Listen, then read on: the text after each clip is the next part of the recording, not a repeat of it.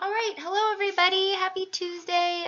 Today is March 24th lecture. We're continuing with World War II, Chapter 31. So this would be day 4 and stuff. So just a recap of yesterday, we talked about, the rise of those dictators, how it was with the policy of appeasement of the British, French, and the U.S. that, there was such a passive environment that these extremist dictators like Hitler, Stalin, Mussolini, Japan were able to be really aggressive. We talked about Japan and Manchuria, Italy and Ethiopia, Germany, many, many different times showing aggression and no one doing anything, everybody thinking, oh, and kind of justifying in their mind, burying their heads in the sand. We talked about the Munich conference and how Britain thought that in 1938 they got Germany to agree, we won't do any more and we're done, and everybody thought that this was great except Churchill, the bulldog knew something was up. But by 1939 it was clear that something was up and that Germany, we knew it was bad, right, when the Nazis and the Soviets created their pact, the Nazi-Soviet pact, in August 1939, and by September 1939 the war had started, right? The invasion of Poland and Eastern Europe really starts the war. So today we're going to focus on the Nazi taking of Britain and France, Pearl Harbor's when Japan attacked us, our entry into the war, and then the horrors of the Holocaust. Okay, I'm going to go through this stuff pretty quickly because I want to try to keep it to the 30 minutes. That's been my goal each day. So here we go. Okay, so when we left off yesterday, Hitler had come up with a new plan, a way to avoid a two-front war. So his thought was by having a treaty or an alliance with the Soviet Union, because remember last time in the Schlieffen Plan they underestimated Russia. So this time, you've heard that keep your friends close, your enemies closer. So to him, this was keeping his enemy close. So one, using him as an ally in his taking of Eastern Europe, so Poland and a lot of other countries, and splitting that. So again, instead of, if he had done that without that pact, the Soviets would have seen that as a threat and would have attacked, and that would have derailed his plans, or at least before he was ready. So 1939, or what's left of 1939, the fall of 1939, Hitler goes on a rampage in Eastern Europe. And Britain and France do declare war. They declare war, but here's what they do. They deploy their troops to their western front, basically around the areas, of the French-German border, and they wait. Nobody goes to Eastern Europe. Nobody's going to rescue, Eastern Europeans or the Polish or anything like that, and they wait. So the fall of 1939 into early 1940, the media actually called the war a fake war. Because the media would go out there and be like, looking for the action, and okay, well, what are you Allied troops doing? And they're like, we're waiting. Like, for what? It's like a bird watcher. You're just going to sit and you're going to hunker down. And people in the media were kind of like, okay, why don't you go get them? They're like, oh, we are. They'll come to us. And this again is kind of that continuation of they've declared war, but we're too afraid to kind of go to war, right? We're afraid, and we're like, well, maybe he'll just gobble up Eastern Europe. Maybe he won't come this way. And I'll be honest, by the spring of 1940, people were kind of thinking, maybe he'll be happy just with what he has and he won't bug us. But that did not turn out to be true, and all that waiting really just then led to what we're going to be talking about today. Okay, so Hitler, once he had wrapped up Eastern Europe, so late 1939, so September, October, November 1939 through spring of 1940, Hitler and Stalin are really gobbling up Eastern Europe. Again, avoiding the two-front war because the British and French are not posing any threat. Even though they've declared war, they're not actually invading. They've got their guns and they're just hunkered down waiting. Not the best move, so to speak, right? Once they've wrapped up Eastern Europe, now Hitler's ready to take his forces and attack the Western Front, which would be France and Britain. Now, the French and the British are waiting, but again, kind of secretly hoping maybe this won't go to anything. So here's what happens. In May 1939, May 1940, yet again, Germany is going to invade through Belgium. Poor Belgium. Remember I told you World War I, they were neutral. World War II, they're neutral. So Hitler's going to use them as kind of a decoy or a surprise. So they're going to invade through the French-German border, but also through the Belgian border, and they're going to use Hitler's go-to strategy. Anybody? What's it called? Mongol strategy? Blitzkrieg, right? He's going to hit them with everything they've got. So it's literally like 1 minute, you're looking out and you're, nope, no threat yet. And the next minute, oh, here come the Germans, except instead of like, here come the Germans are here. So very much like a Mongol attacker where everything seems fine and all of a sudden they're upon you.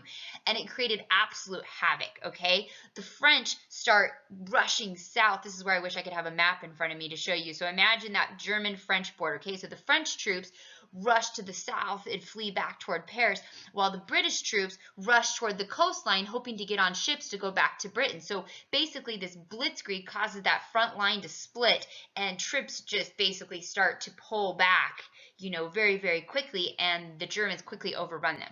So the first one I want to talk about, this is the miracle of Dunkirk, and this truly is one of the miracles of World War II. So here's what happened. So the French troops are rushing to the south, retreating to the south. The British troops are being pushed more and more to this area, this beach area called Dunkirk, which is on the border of France, you know, when you're getting ready to cross the English Canal. Now, it's about a little, give or take, but about 45 miles to cross the canal. So not something that people can swim. And so as the German troops are pushing in, they are circling in on the British troops, who are now backed up against the water. So they're being enclosed in on the beach, and they're being bombed, and there's nowhere for them to go because they can't swim across the canal. And so they are in flight mode, and it is looking like they're going to be decimated. I mean, absolutely decimated. Okay, there are over close to 300,000 troops on these shorelines, over 200 of which are British troops. So here's what happened. The cry went out to Britain, you know, help, help, send as many ships as you could. But the British Navy didn't have enough ships to deploy to come and rescue several 100,000 troops, you know, in the course of just overnight. So here's literally what Churchill did. Churchill literally went over the radio waves. This is amazing. This is that bulldog mentality. After Neville Chamberlain and the failure of the Munich conference, Neville was voted out, and Churchill, everybody now was like, oh, we need the bulldog. He was right. So what they didn't want to hear, now they want, and he's going to become their fearless leader through World War II. So here's what he did. He literally goes over the radio waves, and as you can see on the PowerPoint, he asked for every single vessel that could float. It didn't matter how big or small it was, to cross the English Channel and pick up troops. Destroyers, cargoes, boats, fishing boats, motor boats, tugboats, your general pleasure boats on the weekend. Think about it. Any of you have maybe a boat? I bet a good chunk of you have. Usually in class, we would talk about maybe who has a boat. And I bet a lot of you have a boat because you go out to Lake Mead, right? Or if you do have a boat, or if you have friends that have a boat. And let's say if it's a big boat. Let's say it holds 10 people. It's a pretty good sized boat or something. Guarantee if I said, all right, let's take it out to the ocean, which now think about the waves and how different that is from the lake. And instead of 10 people, which is the max, you know, capacity, let's put 20 people on it. I bet a bunch of you would be like, oh, I think I'll skip that day. Why? Because it'd be scary. You're like, it's going to capsize.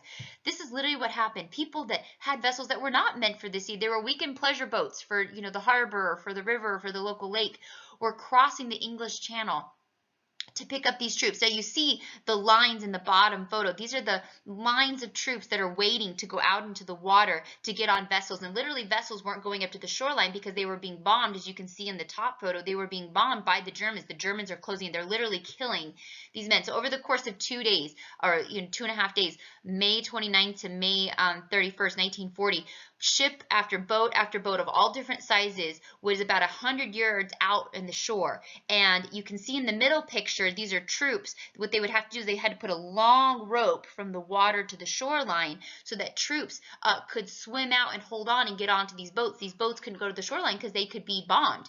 And while they're trying to hold the German troops at bay. Now, this absolutely should have been a death trap, and it was, except Churchill didn't just call upon the Navy, he called upon all of Britain. And so it's really these pedestrian boats, these weekend, commercial fishing boats that saved hundreds of thousands of soldiers, and truly was a miracle, and they would cross. And again, they're loading as many as they can. So a lot of these are at double, triple capacity in the middle of the night, crossing the English Channel, just praying to all the gods that they can, that they won't sink. And here was Churchill's response. We shall fight in France. We shall fight on the seas and the oceans. We shall fight in the air. We shall fight them on the beaches. We shall fight them on the landing ground. We shall fight them in the fields and the street.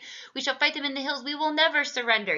He was truly a bulldog, and defeat was not an option. And this miracle, which should have been a slam dunk by the Germans, turned into, just one of many miracles that would happen.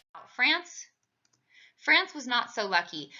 France within a month, so by middle of May 1940, they invade Belgium, they invade France, like the British are pushed back against the English Canal, and the French are fleeing to Paris. Within a month, by the end of June 22nd, 1940, Hitler has taken France, okay, and by that taken Paris. I mean, when you take the capital, that's kind of the heartbeat of a country, and it kind of falls.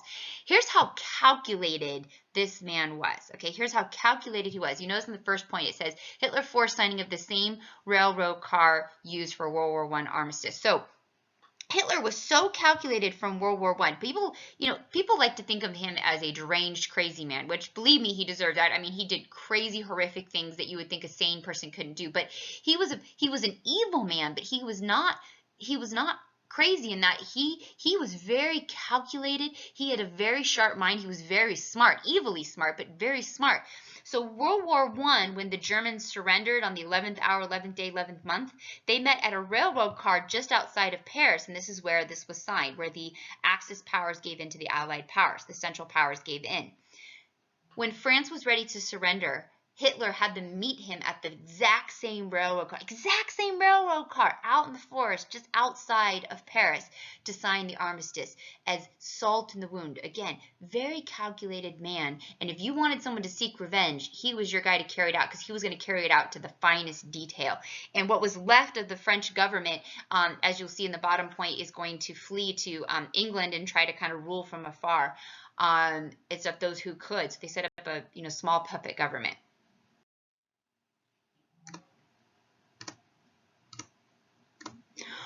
Once Hitler takes Britain, now his goal is,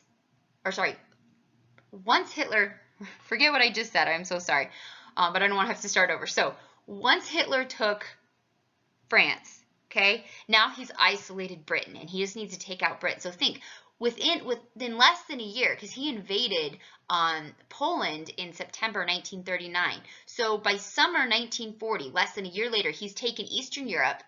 Okay, he has taken France, and now he just has to get rid of Britain, and from there, then he can move on, and he can go back to his old Soviet buddy or not buddy and deal with them. So, and there's no one to back Britain. Britain is begging the U.S. to get involved, and we refuse. We refuse. Again, we're in our Great Depression. We're not prepared, and we see this as a European problem. And so Germany is going to start what's called Operation Sea Lion. Now, because Britain, the one advantage Britain has, right, is that there's an ocean between them. There's the canal.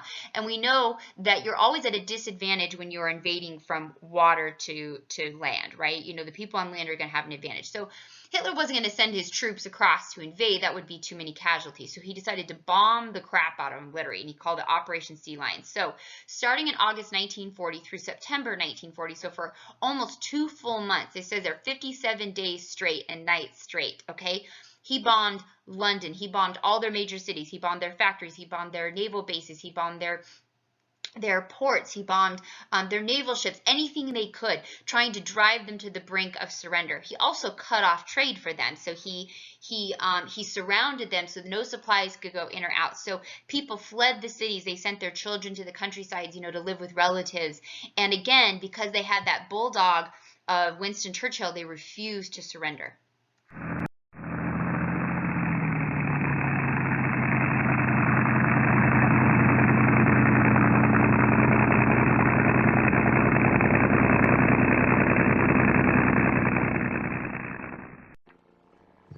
On June 21st, 1940, the French capital fell to the Nazis. Hitler dictated his terms of surrender to the French government. Germany had succeeded in conquering Western Europe. Only Great Britain remained. The British people, led by Prime Minister Winston Churchill, were defeated. We shall fight on the beaches, we shall fight on the landing ground, we shall fight in the fields, and in the streets, we shall fight in the hills. We shall never surrender. Undeterred by Churchill's rhetoric, Hitler pressed on.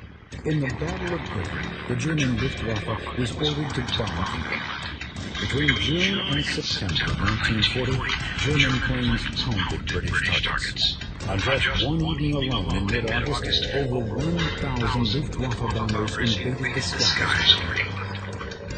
Germany soon began concentrating her air fury on the city of London. Londoners found refuge from the Blitz in air raid shelters and underground train stations. Frightened parents sent children out of the city to friends and relatives in the countryside. The attacks were relentless, but despite the overwhelming number of German planes, Great Britain's Royal Air Force, the RAF, fought back courageously. Using newly developed radar technology, the British were able to detect Luftwaffe planes coming over the English Channel. Early warning stations were set up along the English coast to detect the enemy and pinpoint German planes in the sky.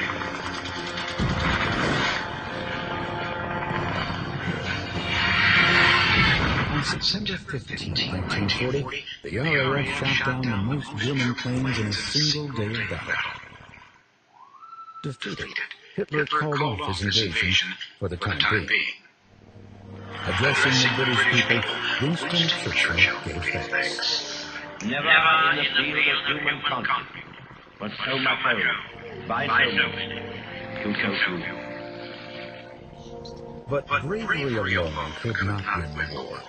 Britain was crippled, with no more resources to build the planes and ships needed to withstand Germany's next attacks. Winston Churchill turned to America and FDR for help.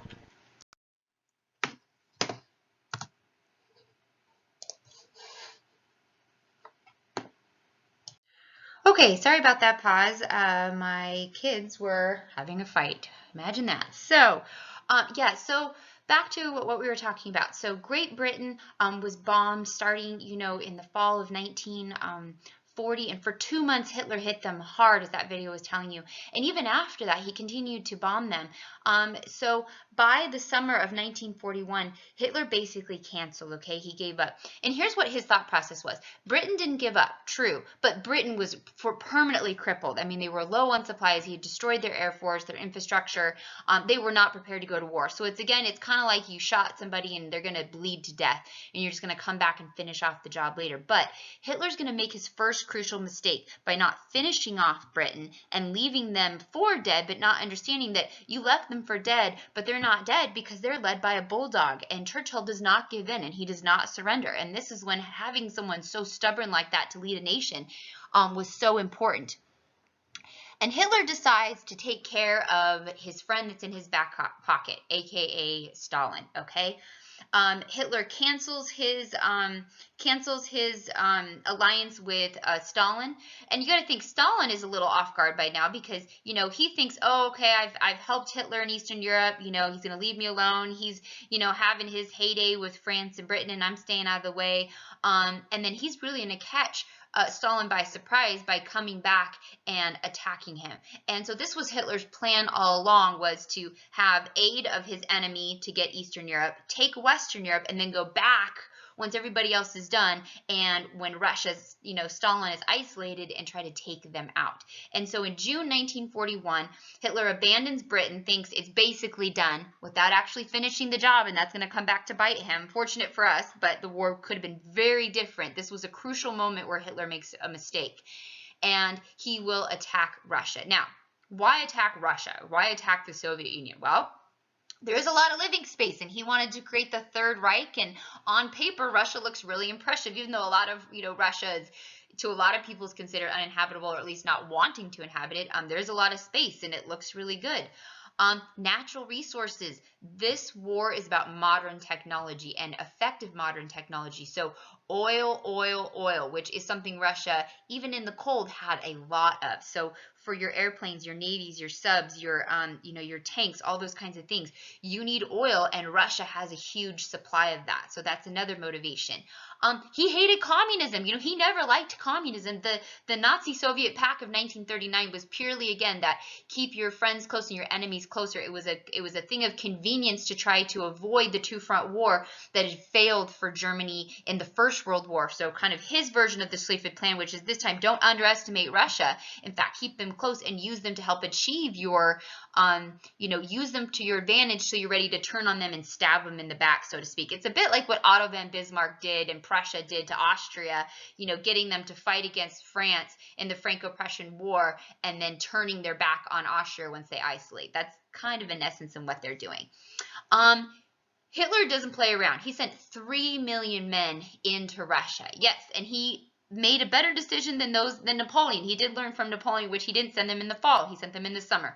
So June 1941, he sends 3 million men to blitzkrieg into Russia, which Russia is, again, unprepared because he's thinking, yeah, I don't like, believe me, there's no love lost between them. So, Stalin hates Hitler, Hitler hates Stalin, but he kind of thinks he's been convinced that he's going to be left alone. See, I did what I needed to. He's going to leave me alone. I'm just going to stay out of his way and his, taking over the rest of Europe, and he'll leave me alone.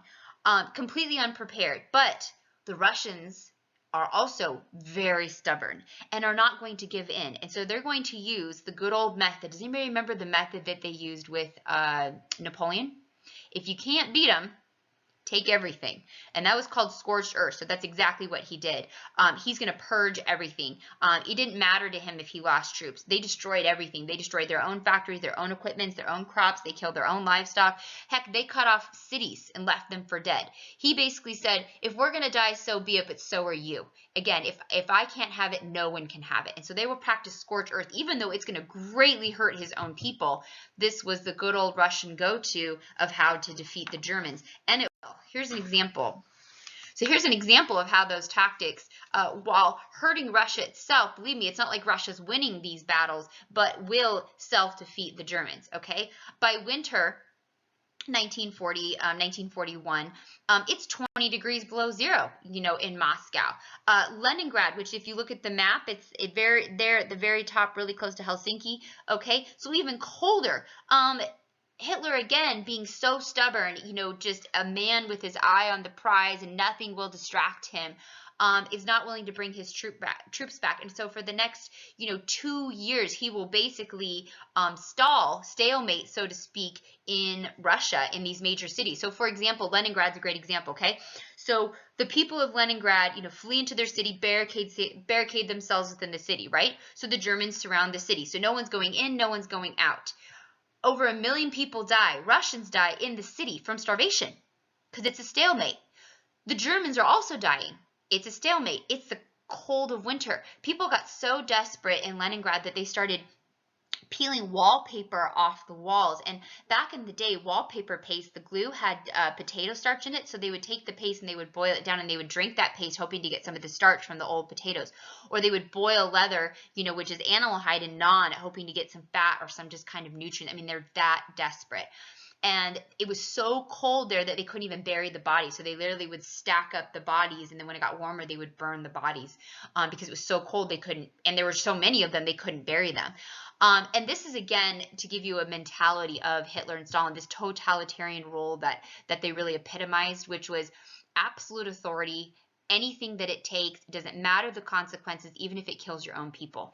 And this is yet another example of Hitler gets a real reputation for killing people. Don't get me wrong, and we're going to talk about that. But Stalin, they say, killed as many, if not more people than Hitler. It's just not as recorded because he justifies it through war. But examples like this of just abandoning millions of people and saying, well, whatever, as long as the Germans die, I don't care that my own people die. Or sending them to work camps, or just cutting off supplies and they would just starve to death. I mean, it was absolutely brutal. So what was America doing during all this? Believe me, we're sitting back and we're getting really nervous because here's what we realize by 1941, okay? Germany isn't defeated, but Germany isn't dead, so to speak. They haven't given in, but they are no longer a barrier. I think that we felt that as long as Britain and France were there, that we were untouchable. But when France falls and we think, oh, okay, Britain's still there. But when Britain almost falls, we kind of realize that when Hitler comes back to finish off Britain, which he's going to, which Britain is not prepared to defend itself, it's on the ground, injured, so to speak, that they could come for us next, and there's nothing to stop it. And so though we had passed those neutrality acts, in the late 1920s, 1930s, where we would help no country at war, Roosevelt, FDR, is going to find ways around the neutrality acts because he realized that if we don't help the British, we will have to go to war by ourselves against Hitler. So there was a secret meeting in November 1941, where you can see in the picture FDR and Churchill met, and and basically agreed in the Atlantic Charter that they had to defeat the Nazis and that the U.S. had to help, because we finally saw it was in our best interest. It really wasn't just about European interests, that it was in our interest to aid them because they were coming for us next. And it's become really clear, what he's doing. And so we find ways around it. So for instance, the Lend-Lease Act of early 1941, where we said that any country whose defense the president deems vital to the defense of the U.S., we could sell arms or give lending to. So he started to create these specific, kind of loopholes around the neutrality acts where we're not allowed to sell weapons to countries of war. Now he says, well, we can only if it will help in our defense, which of course this was a no-brainer for them. On December 7, 1941, the foreign war came to America. In the space of 2 hours, a Japanese air assault on Pearl Harbor, Hawaii, decimated the U.S. Pacific Fleet and killed nearly 2,500 servicemen. Within 3 days, the world was at war. The president braced the country for the challenges that lay ahead. We are now in this war. We're all in it, all the way. Every single man, woman, and child is a partner in the most tremendous undertaking of our American history.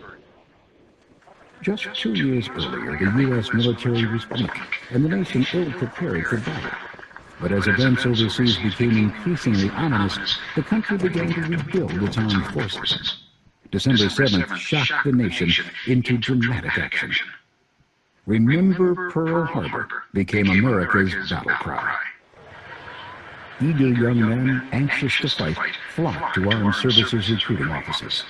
Over 5 million volunteered for duty. 10 million more were drafted during the war. After 8 weeks of basic training, these new recruits were battle-trained and ready to fight. New soldiers were given uniforms, weapons, supplies, and standard haircuts. Everything they needed was government issue.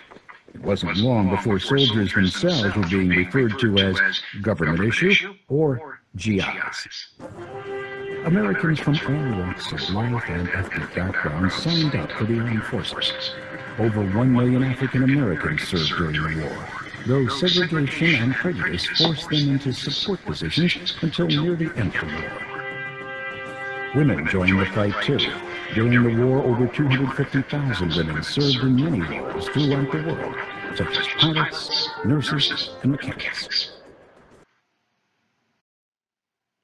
So, why did Japan attack us in what will infamously become known as Pearl Harbor? Okay, we agreed in August 1941, okay, to aid Britain, but we did not agree to go to war. Churchill, that's really what he wanted. He was just like World War I. They were saying, you guys have to come into the war. You have to come into the war.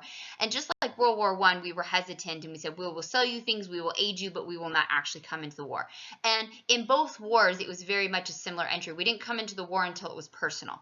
So why, though, you would think that Hitler or that the Axis powers of Japan would want to keep us out of the war, okay? So here is why Japan attacked us, actually with the okay of Hitler, okay? So why would they attack us? Well, remember the neutrality acts, okay, where we said that we wouldn't sell any supplies or materials to any country at war.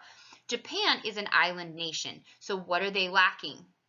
Natural resources, and we talked about that with imperialism, why China was sought after and Japan wasn't. Japan doesn't have a lot of natural resources, yet Japan is a powerhouse in World War II in Asia, and they, like Hitler or like the Germans, have tanks, they have airplanes, they have aircraft carriers, they have subs, all these different things which take a ton of oil.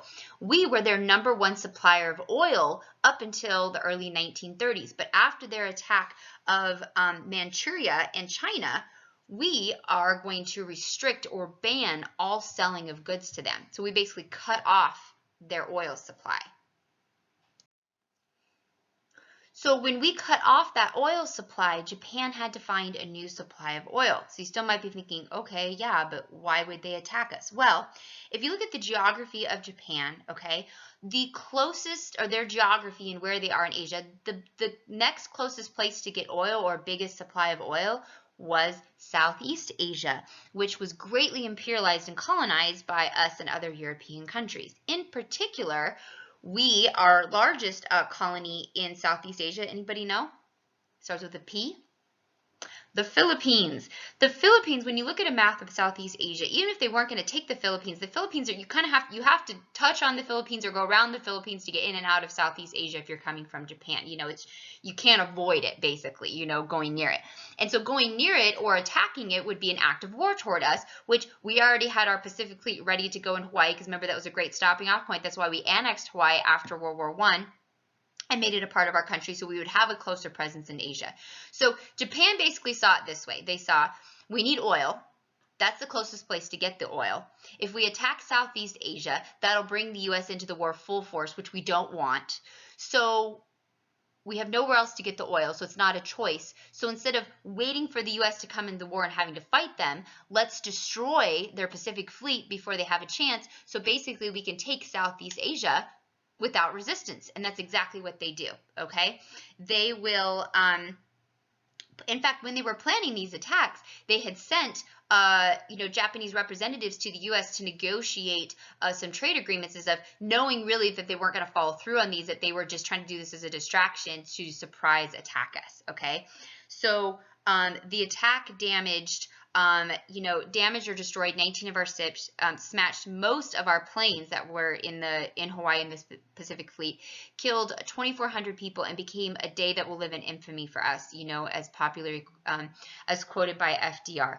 What you see here in the picture is him declaring war, and so really Churchill's best thing that could have happened to him, which was bringing the U.S. into the war. Yes, he was happy to get our aid, but what he needed was another full-size army fighting him, because he's alone, and even with supplies, they're still damaged. And so Japan and the Axis powers, with Hitler's approval, made an error in judgment. By bringing us into the war, when they did, it's going to tip the scale, because Hitler also is stalled, no pun intended, stalled by Stalin in Russia. And so this is where there's going to be a real mistake on the Axis powers bringing us into the war. But Churchill, this is literally the Hail Mary saving grace. This is very much kind of like what happened in World War I, when the Zimmermann note showed up and brought us into the war, just as Germany is ending the war with Russia and moving to the Western Front.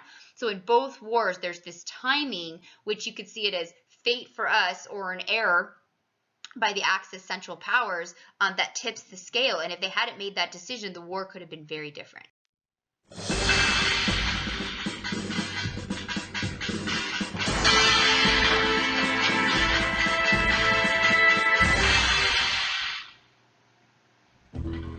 In the same month that Churchill and Roosevelt were meeting in the Atlantic, the Japanese were escalating their aggressions in the Pacific. Japan seized French Indochina, causing President Roosevelt to declare an embargo on goods being sent to Japan, including oil. Japan badly needed oil to defend herself from enemies or to wage war. Relations with Japan became even more strained. The United States demanded Japan leave the Axis powers and withdraw from China and Indochina. Japan's military leaders assured Emperor Hirohito they would make one more attempt to avoid war with the United States. But as Japan's peace envoy flew to Washington, D.C. for talks on November 5, 1941, the Japanese military prepared for an attack on America. 1 month later, on December 6, FDR was shown an intercepted message sent to the Japanese negotiators, telling them to reject all American peace proposals. It was obvious war with Japan was inevitable.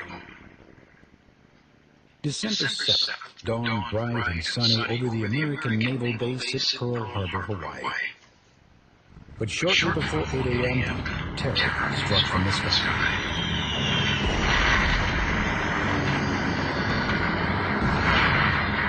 Watching a surprise attack, over 300 Japanese warplanes bombed and torpedoed the base of Pearl Harbor. 200 aircraft were destroyed and 20 ships sunk or damaged.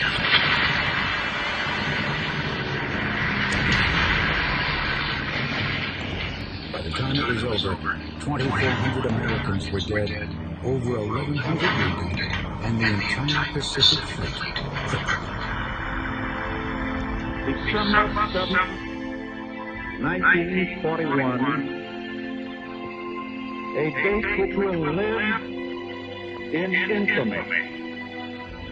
The United States of America was suddenly and deliberately attacked by naval and air forces of the Empire of Japan.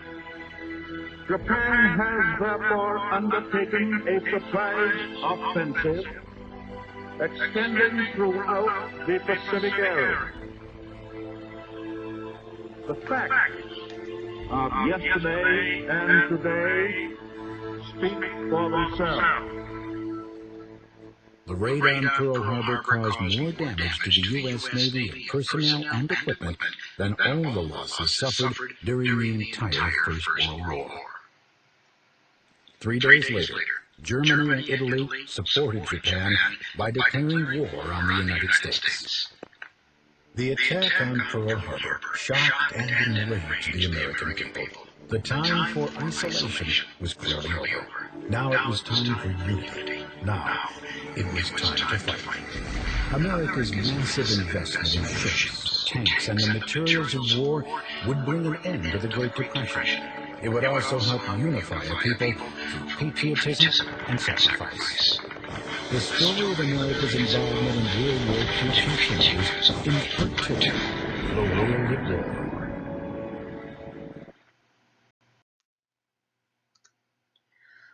Okay, by 1942, you're going to see, this is almost like, consider it like halftime, so to speak. If World War II was a football game, first and second quarter are Axis powers all the way, in particular Hitler. I mean, he is just, scoring, and it's halftime, and they are up, and it is, there's just looking like there is absolutely no hope for the Allied powers.